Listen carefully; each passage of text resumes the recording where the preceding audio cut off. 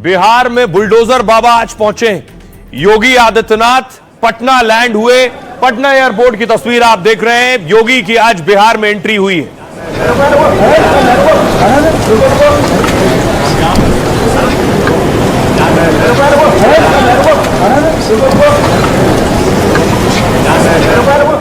दूसरी तरफ मध्य प्रदेश के मुख्यमंत्री मोहन यादव भी आज बिहार में थे और उम्मीदवार संजय गुप्ता के लिए कैंपेन कर रहे थे। लेकिन एक तरफ प्रचार चल रहा है, दूसरी तरफ बिहार में बिरयानी की लूट शुरू हो गई।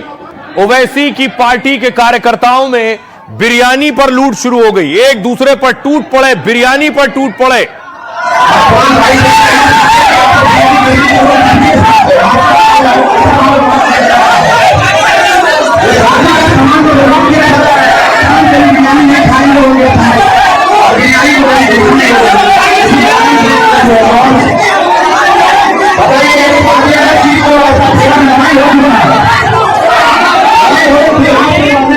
आप देख रहे हैं ओवैसी के MIM के कार्यक्रम में बिरयानी की लूट है। जिसके हाथ में जितना पैकेट वो लेकर जा रहा है। किसी के हाथ में एक, किसी के हाथ में 4। एक दूसरे को धक्का दे रहे हैं। बिरयानी की वजह से मारपीट शुरू हो गई, खींचतान शुरू हो गई, एक दूसरे के कपड़े खींचने लगे।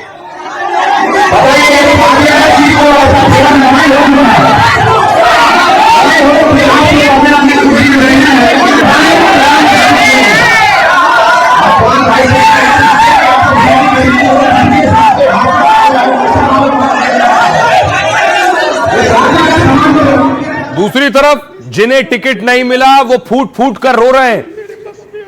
चिराग पासवान के नेता जिन्हें टिकट कट गया तो रोने लगे। ये मेरे बस में अब नहीं है। अब मैं संघर्ष से मुक्त होना चाहता हूं। आप सभी साथियों को भी कहना चाहता हूं कि इतने दिन में मुझसे जो गलती हुई होगी उसके लिए सब लोग मुझको क्षमा करेंगे। अब मैं आप लोगों को सेवा देने में नहीं सक्षम हूं। मैं परेशान हो गया हूं इस टिकट वाली व्यवस्था से। मैंने बार बार सब लोगों पर भरोसा किया, सभी पर भरोसा किया, निर्दल भी चुनाव लड़के देखा। लेकिन मैं एक बात कहना चाहता हूं, आप तमाम सर्वदलीय कार्यकर्ता से जो हाल मेरा है वही हाल सबका होगा, हो भी रहा है। किसी का कोई सुनने वाला नहीं है। सब लोग केवल चुनाव देख रहे हैं। नेताजी को टिकट नहीं मिला तो रो रहे हैं, रोकर वीडियो बना रहे हैं कार्यकर्ताओं के लिए। तो ये LJP के नेता है। एक और नेता या फिर जो JDU की नेता है, उन्हें टिकट नहीं मिला तो वो भी रो पड़ी। जिस दिन बक्सा बंद हो जाएगा उसके बाद फिर आपसे 20% कमीशन और 25% कमीशन, 30% कमीशन वसूला जाएगा। ये आप देख रहे हैं कुसुम देवी का बेटा रोने लगा।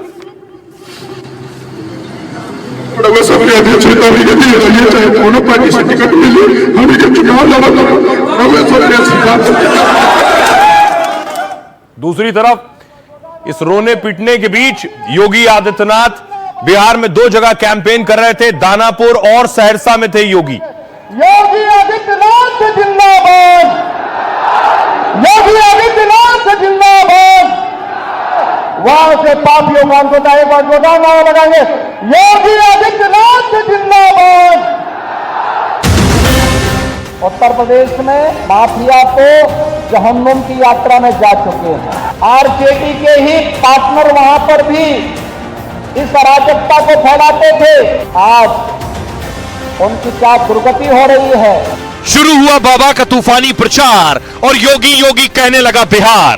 दानापुर से सहरसा तक हर ओर योगी योगी का नारा गूंज रहा है। माफिया से लेकर बुरके वाली सियासत तक हर मुद्दे पर योगी ने तीर चलाए तो हर ओर से सवाल उठने लगे, क्या योगी के आते ही बिहार की हवा बदलने लगी है। सीएम हमको चाहिए बुलडोजर बाबा ने। मान के चले के आए तो इतना हमारा दिल खुश हुआ, इतना हमारा दिल खुश हुआ कि खोचे हम बताएं सर। पूरा जैसे कि कहते दिए कि उनकारा नहीं है सीएम बिहार में कोनो है ये नहीं है। जब राम लक्ष्मण जीत के आए हैं बनवास से, वैसा है ये लोग तीनों जीतेंगे। योगी बाबा जैसे बुलडोजर बाबा जैसा चाहिए, क्योंकि यहाँ गुंडा राज है, सिर्फ गुंडा राज बिल्कुल सुधरना चाहिए यहाँ। और बिहार में 200 प्लस आ रहा है सीट बीजेपी का इस बार। माहौल तो इस बार गर्दा है, इस बार तो कोई रोक ही नहीं सकता है। एनडीए का सरकार बनना निश्चिंत है। क्या बदलाव होगा? ऐसे तो मोदी जी और नीतीश जी और योगी जी के यहाँ देन है कि सब लोग आज महिला हम लोग यहाँ पर हैं, नहीं तो घर में से निकलने से भी हम लोग को डर लगता था। पहले से है और हवा बहुत तेज है और कुछ दिनों के बाद ये हवा तूफान में बदलेगा और जितना भी विरोधी लोग हैं ना उनको उखाड़ के फेंक देगा। बिहार में योगी ने अभी तो सिर्फ 2 सीटों पर ही दम दिखाया है, लेकिन उनके प्रचार में उमड़ी भीड़ और उत्साह को देखकर एनडीए का हर उम्मीदवार गदगद है और मांग करने लगे हैं कि योगी हमारी सीट पर भी भरे हुंकार, जिससे तय हो जाए विपक्षियों की हार। देखिए जरा, योगी बिहार में थे और बिहार में किस किस पर निशाना लगा रहे थे। योगी ने यूपी मॉडल से बिहार भी बदमाशों को डराया है। बिहार में कहा यूपी में माफिया तो जहन्नुम की यात्रा पर जा चुके हैं। आरजेडी के सहयोगी यूपी में अराजकता फैलाते थे, नाम लिए बिना योगी ने अखिलेश पर निशाना साधा और कहा यूपी में आज उनकी क्या दुर्गति हो रही है। हम लोगों ने माफिया अपराधियों की संपत्ति भी जब्त कर ली है और उस जमीन पर गरीबों के लिए आवास बना दिए हैं। 15 साल तक बिहार का जंगल राज, परिवारवाद कौन नहीं जानता। विकास के नाम पर बिहार में कैसे अराजकता फैलाई गई। योगी ने कहा आध्यात्मिक और ज्ञान की धरती पर यह सब हुआ। रोजगार विकास पर खर्च होने वाला पैसा चारा घोटाले में लग गया। बिहार के नौजवानों के सामने पहचान का संकट खड़ा कर दिया गया है। विकास और बुर्के की शरारत पर भी सवाल किया। विकास को रोकने के लिए आरजेडी कांग्रेस शरारत में लगे। बुर्के को लेकर विपक्षी गठबंधन ने नई बहस शुरू कर दी है। कांग्रेस आरजेडी जैसी पार्टियां फर्जी मतदान कराना चाहती हैं। क्या वो चेहरा नहीं दिखाएंगे और फर्जी वोट डलवाएंगे? क्या घुसपैठियों को बिहार में वोटिंग का अधिकार मिले? क्या बिहार के मतदाताओं के हक में डकैती की छूट मिले और बुर्के की आड़ में फर्जी मतदान करने दिया जाए? सुनिए जरा, योगी आदित्यनाथ विरोधियों पर बिहार से गरजे। उन्होंने शरारत शुरू की है और वह शरारत शुरू की है विकास बनाम बुर्के का। जब बिहार के नौजवानों के मुंह पे विकास की चर्चा है, तब यहां पर बुर्के को लेकर के कांग्रेस ने, आरजेडी ने नई बहस को आगे बढ़ाने का कुत्सित प्रयास किया है। ये तो बिहार के लोगों के हकों पर डकैती करने जैसा है, डकैती डालने जैसा है। ये लोकतंत्र के लिए एक चुनौती है। उत्तर प्रदेश में माफिया तो जहन्नुम की यात्रा में जा चुके हैं। उत्तर प्रदेश में बड़े बड़े जो दुर्दांत अपराधी पहले अपने आप को छाती ठोक करके अपहरण उद्योग में लिप्त थे, आरजेडी के ही पार्टनर वहां पर भी इस अराजकता को फैलाते थे। आज उनकी क्या दुर्गति हो रही है और हम लोगों ने तो इनकी प्रॉपर्टी को भी जब्त करके गरीबों के लिए आवास बनाने प्रारंभ कर दिए, सबसे आवास। स्वर्ण युग में ले जाने का काम जिस बिहार ने किया हो, वह बिहार कांग्रेस और आरजेडी के समय अपनी पहचान के लिए मोहताज हो गया था। कोई भी बिहार को उस पुराने लालटेन युग में नहीं लेके जाएगा। अब तो एलईडी की दुधिया लाइट में नीतीश जी बिहार को लेकर के आगे बढ़ चुके हैं और बिहार के विकास को कोई बाधित नहीं कर सकता। और आइए आपको बताऊं, योगी आदित्यनाथ आज बिहार में थे। बिहार चुनाव के प्रचार में सबसे ज्यादा मांग अगर किसी की है तो सीएम योगी की है। एनडीए के प्रत्याशी चाह रहे हैं कि योगी आदित्यनाथ आए और उनके लिए रैली करें, जनसभाएं करें। पहले जानकारी आई कि योगी बिहार में 20 चुनावी रैली करेंगे। अब खबर यह 5 और बढ़ गई है, 25 जनसभा योगी की हो सकती हैं। योगी 100 से 150 विधानसभा सीटों तक असर डाल सकते हैं। मुस्लिम बहुल सीमांचल में योगी सबसे ज्यादा रैली करने वाले हैं। बीजेपी योगी की लोकप्रियता का फायदा उठाना चाहती है। योगी की रैली से महाकुंभ की सफलता को भी भुनाया जाएगा। महाकुंभ में भारी संख्या में लोग बिहार से आए। उनकी फायर ब्रांड हिंदुत्व छवि से हिंदू मतदाताओं पर नजर है। सीमांचल में विधानसभा की 24 सीटें हैं जहां सबसे ज्यादा योगी रैली करेंगे। 2020 में बीजेपी ने 24 में 8 जीती थी, ओवैसी ने यहां से 5 सीटें जीती थी सीमांचल से और जेडीयू ने 4 सीटें जीती थी। कांग्रेस को 4, लेफ्ट और आरजेडी को 1-1 सीट मिली थी। इस बार प्रशांत किशोर भी सीमांचल पर ही फोकस कर रहे हैं। यानी सीमांचल में इस बार मुकाबला और रोमांचक होने वाला है, इसलिए योगी के चुनावी प्रचार से टक्कर जोरदार हो सकती है। बीजेपी ने 21 सीटों पर राजपूत उम्मीदवार उतारे हैं। टिकट बंटवारे से कई जगह समर्थकों में नाराजगी है। योगी के प्रचार में उतरने से नाराजगी दूर हो सकती है। बीजेपी गैर यादव पिछड़ी जातियों को भी साधना चाहती है। 2022 में यूपी विधानसभा में बीजेपी ने यह मॉडल अपनाया और योगी की अगुवाई में बड़ी जीत हासिल की थी। योगी की डिमांड बेवजह नहीं है। योगी की डिमांड के पीछे वजह है उनका स्ट्राइक रेट। योगी आदित्यनाथ ने अब तक चुनाव प्रचार के दौरान जो रैलियां की हैं, कैंपेन किए हैं, उसमें उन्होंने जमकर चौके और छक्के लगाए हैं। देखिए कैसे, इस तरह से यह योगी का स्ट्राइक रेट है। देखिए योगी महाराष्ट्र गए, 23 जगहों पर 23 सीटों पर प्रचार किया, 23 में से 21 जीती, 92% का स्ट्राइक रेट योगी का रहा। दिल्ली में योगी ने 14 सीटों पर प्रचार किया, 12 सीट बीजेपी ने जीती, 85% का स्ट्राइक रेट। जम्मू कश्मीर में योगी ने 11 सीटों पर प्रचार किया, 10 सीटें जीती, 90% का स्ट्राइक रेट। हरियाणा में 14 सीटों पर प्रचार किया, 10 जीती, 70% का स्ट्राइक रेट। यह शानदार स्ट्राइक रेट ही वजह है कि ज्यादातर उम्मीदवार कह रहे हैं कि योगी उनके लिए एक बार उनकी विधानसभा सीट पर आकर प्रचार जरूर करें। सुनिए जरा सियासतदान क्या कह रहे हैं। ये जोगी जी को पता नहीं है बिहार है, राष्ट्र कभी दिनकर, विद्यापति कभी रेणु, ये बिहार गुरु नानक और बुद्ध का है। ये बिहार जेपी लोहिया और मधुलिमे का है। ये बिहार कर्पूरी ठाकुर और जगदेव बाबू का है। ये बिहार राजेंद्र बाबू और गांधी का है। ये बिहार वाल्मीकि की तपोभूमि है। ये बिहार कर्ण का, मगध का राज है, उसको पता होता नहीं है, यूपी नहीं है। वो तो हर प्रदेश में चुनाव में जाते हैं और ये हम लोगों के लिए गर्व की बात है कि उनको बुलाया जाता है, हर स्टेट में बुलाया जाता है। ये हम लोगों के लिए गर्व की बात है। हम उनके नेतृत्व में काम कर रहे हैं, ये भी हमारे लिए गर्व की बात है। तो योगी जी सबसे बुलाकर मिल रहे हैं। उत्तर प्रदेश संभल नहीं रहा है, जाके बिहार में झूठ बोलेंगे और जनता को ठगने का काम करेंगे। हम लोग राष्ट्र के निर्माण के लिए राष्ट्रवादी लीडर है ना, राष्ट्रवादी सोच के 24 कैरेट वाले राष्ट्रवादी हम लोग हैं।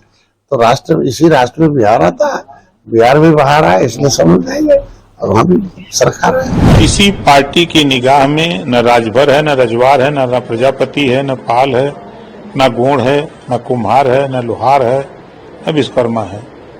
ये तमाम जातियां जो पिछड़ी हैं, इन लोगों की तरफ किसी का ध्यान नहीं है। तो अब हमारा विचार है कि इन्हीं लोगों को गिनती कराना हमारा उद्देश्य। योगी आदित्यनाथ ने आज एक और अटैक किया कि कैसे विरोधी दल महागठबंधन के नेता बिहार में फिर से बुर्के में वोट को लेकर शरारत कर रहे हैं। अब इस पर देखिए जरा, चुनाव आयोग ने क्या तैयारी की है। बुर्का या चेहरा ढककर आने वाली महिलाओं के लिए नई व्यवस्था है। मतदान में बुर्का नशी महिलाओं की पहले पहचान होगी, पहचान के बाद ही वो वोट डालने की उन्हें मंजूरी दी जाएगी। जरूरत पड़ी तो बुर्का नशी महिलाओं की चेकिंग होगी। इसके लिए क्या किया है इलेक्शन कमीशन ने कि आंगनबाड़ी में जो महिला कार्यकर्ता होती हैं वो हर बूथ पर अब रहेंगी। 90,000 से ज्यादा बूथ पर कार्यकर्ता तैनात कर दी गई। बिहार चुनाव से हम इस व्यवस्था की शुरुआत कर रहे हैं। चुनाव आयोग ने यह कहा है आगे सभी विधानसभा और लोकसभा चुनाव में इसे लागू किया जाएगा। समाजवादी पार्टी ने कहा यह निर्वाचन आयोग के नियमों के खिलाफ है। सिर्फ बुर्के वाली महिलाओं की जांच मंजूर नहीं है, यह खास समुदाय को टारगेट करने की कोशिश है। यह आयोग की निष्पक्षता, पारदर्शिता पर सवाल है, इसलिए आयोग अपने आदेश को वापस ले। आरजेडी ने कहा चुनाव आयोग का फैसला राजनीतिक साजिश है। जब हाल में वोटर लिस्ट का संशोधन किया गया तो फिर पहचान तो बड़ी समस्या होनी नहीं चाहिए, फिर बुर्का हटाकर पहचान का फरमान क्यों? कुछ लोग नफरत फैलाने वाले समाज को बांटना चाहते हैं नफरत फैलाकर।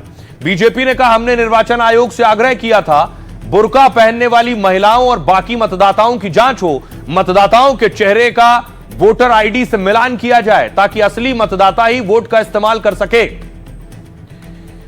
तो यह बुर्के पर बवाल शुरू हुआ, लेकिन इस बीच अखिलेश की एक नेता की तस्वीर सामने आई। तस्वीर वायरल है, देखिए जरा। इकरा हसन जो कि अखिलेश की सांसद हैं, इकरा हसन का एक बयान सुर्खियों में है। उन्होंने एक सभा के दौरान एक बयान दिया जो सोशल मीडिया पर बहुत वायरल है। सुनिए जरा क्या कुछ कह रही हैं अखिलेश की सांसद। पहले मुझे मुल्ली कहा गया, मुझे आतंकवादी कहा गया, मेरे बाप तक को गाली दी गई, मेरे भाई को कहा गया। जो लोग ये पूछते हैं कि मेवात वालों को माफ कर दिया था और उसे क्यों नहीं माफ किया, उन्हें मैं ये बताना चाहती हूँ कि ये पहली घटना नहीं है, ये पहली नहीं है घटना। और सीधी सीधी जो गंदी गालियां दी गई हैं वो सिर्फ मेरे नहीं लगी, मुझे नहीं फर्क पड़ता, ना उस व्यक्ति से पड़ता, ना उसके चरित्र से पड़ता, ना उसकी बोली से पड़ता, लेकिन जो संदेश समाज में जा रहा है। और मुझे खुद कप्तान साहब का फोन आया कि आप तहरीर भिजवाइए, मैंने नहीं उन्हें करा, वो भी आज यहीं पे है, कोई भी जाके उनसे ये बात पूछ सकता है, क्या मैंने उन्हें करा था कि तहरीर दो? कप्तान साहब ने खुद मंगवाई। और ऐसे लोगों के खिलाफ कार्रवाई होनी चाहिए। एक तरफ तो ये सरकार हमारी बहनों को एसडीएम की कुर्सी पर एक एक दिन के लिए बैठा रही है, जब उन कुर्सियों की शोभा ही नहीं रहेगी, कोई गरिमा नहीं रहेगी, तो क्या फायदा है वहां बिठा के। आइए अब आपको लिए चलता हूं बिहार के चुनाव में आखिर क्या हो रहा है, क्यों सिर्फ उठाउल हो रही, क्योंकि महागठबंधन की लिस्ट नहीं आई अभी तक। 7 घंटे बाकी हैं महागठबंधन में, लेकिन खेला चल रहा है। देखिए जरा अलग अलग तस्वीरें कांग्रेस की, ना सीटों का बंटवारा हुआ है, ना मुकेश साहनी की वीआईपी और ना तेजस्वी यादव कितनी सीटों पर लड़ रही आरजेडी, ये साफ हुआ। लेकिन सोचिए कल नामांकन की आखिरी तारीख है, अब तक इनकी सीटों का बंटवारा नहीं हुआ है। कब सीटों का बंटवारा होगा, कब उम्मीदवारों को पता चलेगा वो चुनाव लड़ रहे हैं और कब वो नामांकन करेंगे, कल आखिरी तारीख है। अगली तस्वीर देखिए अभी क्या कर रहे हैं कार्यकर्ता, ये देख रहे हैं पटना एयरपोर्ट की तस्वीर। कांग्रेस कार्यकर्ता टिकट की वजह से आपस में भिड़ गए, एक दूसरे को पीटने लगे।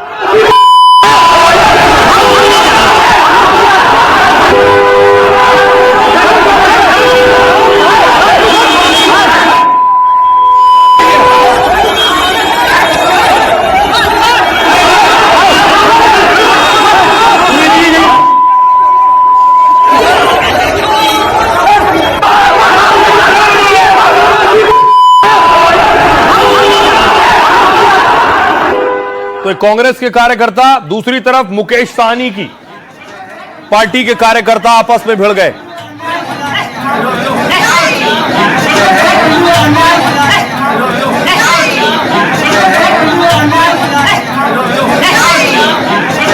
और बड़ी बात यह कि इन पार्टियों में अब तक सीटों का बंटवारा नहीं हुआ, कार्यकर्ता परेशान है, उन्हें पता नहीं टिकट मिलेगा या नहीं मिलेगा, नामांकन की तारीख निकली जा रही है। अगली तस्वीर देखिए, यहां बीजेपी और कांग्रेस के कार्यकर्ता बेगूसराय में आपस में भिड़ गए, लाठियां चलाने लगे एक दूसरे पर, पुलिस ने फिर लाठी चार्ज किया।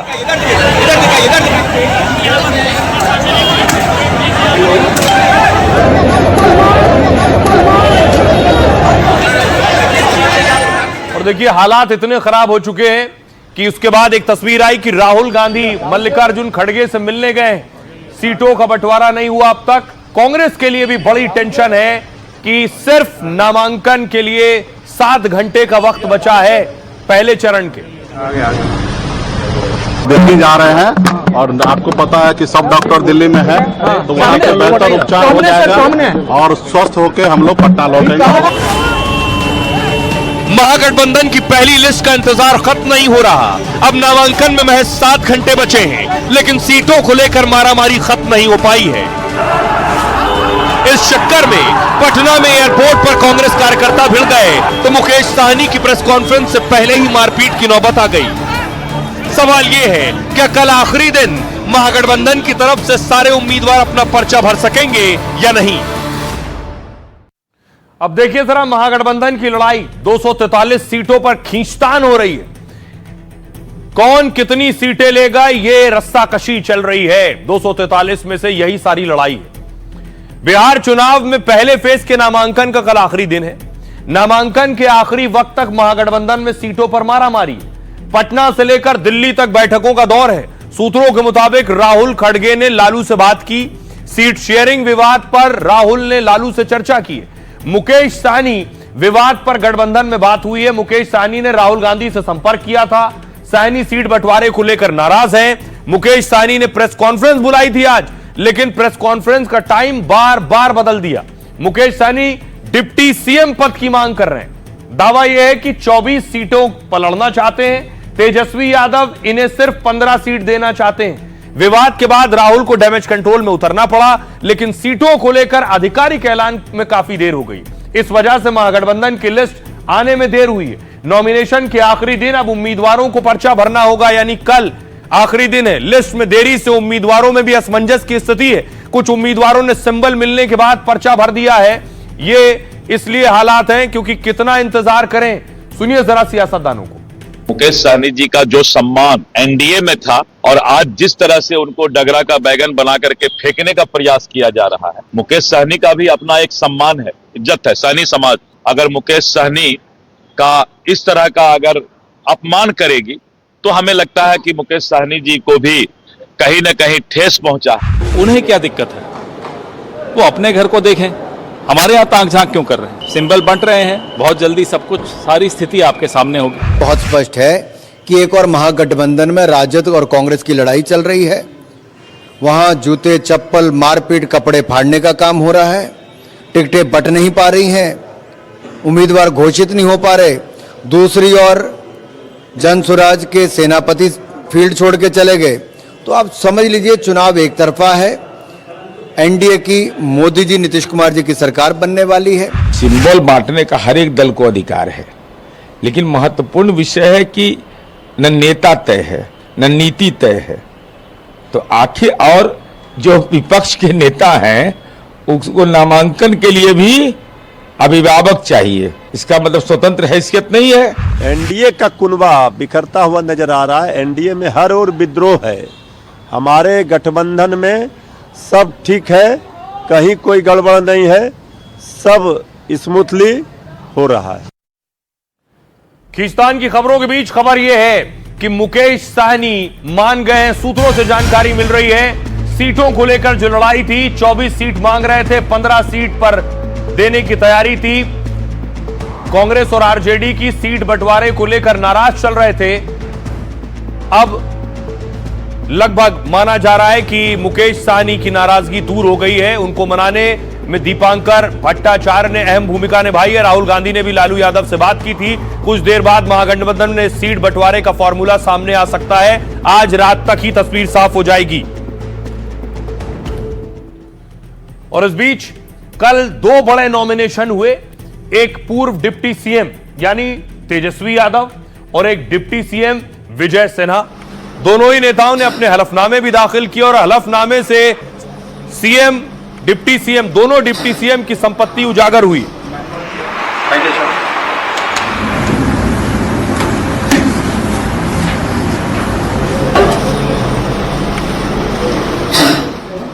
और आइए आपको बताऊं कि आखिर इधर तेजस्वी हैं, जो राघोपुर सीट से नामांकन किया है। तेजस्वी ने करीब 8 करोड़ रुपए से ज्यादा की संपत्ति तेजस्वी की है। उनके पास कई आलीशान और महंगी चीजें हैं। तेजस्वी और उनकी पत्नी के पास 50 तोला सोना है। तेजस्वी के पास 20 ग्राम सोना है और उनकी पत्नी के पास 480 ग्राम सोना है। साथ ही 2 किलोग्राम चांदी भी है उनके पास। पत्नी राजश्री के पास 1 करोड़ 88 लाख रुपए की संपत्ति है। तेजस्वी पर 1 करोड़ 35 लाख रुपए का कर्ज भी है। तेजस्वी की पत्नी पर कोई बकाया नहीं है। तेजस्वी के पास इटली की बनी एक पिस्टल भी है। 1 लाख रुपए के जिंदा कारतूस भी तेजस्वी के पास है, 50 जिंदा कारतूस। अब देखिए डिप्टी सीएम जो है लखीसराय सीट से उन्होंने पर्चा भरा है विजय सिन्हा ने। विजय सिन्हा के पास 1 करोड़ से ज्यादा की चल संपत्ति है। पत्नी के पास 2 करोड़ से ज्यादा की चल संपत्ति है। विजय सिन्हा के पास 45 लाख से अधिक के शेयर हैं। करीब 10 लाख रुपए का 90 ग्राम सोना है। पत्नी के पास 50 ग्राम सोना है। करीब 24 लाख की एसयूवी कार है। विजय सिन्हा पर 28 लाख से ज्यादा का कर्ज है। उनकी पत्नी पर 54 लाख से ज्यादा का लोन है। विजय सिन्हा पर इनकम टैक्स का पेंडिंग मामला भी है। विजय सिन्हा के पास राइफल और रिवॉल्वर भी है। आइए अब आपको एक और तस्वीर दिखाऊं। तेजस्वी के खिलाफ जो कैंडिडेट राघोपुर से बीजेपी ने उतारा है, उनकी तस्वीर आप देख रहे हैं।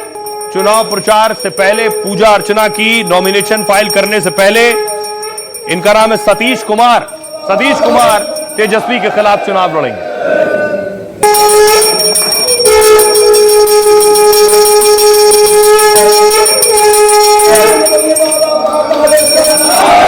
श्योर हराएंगे और जनता हराएगी, इसलिए कि जनता तेजस्वी के खिलाफ है। जब उन्हें मौका मिला, 10 वर्षों से वो विधायक हैं, जब उन्हें मौका मिला तो न बाढ़ में आते हैं, न कटाव में आते हैं, न अगलग्गी में आते हैं।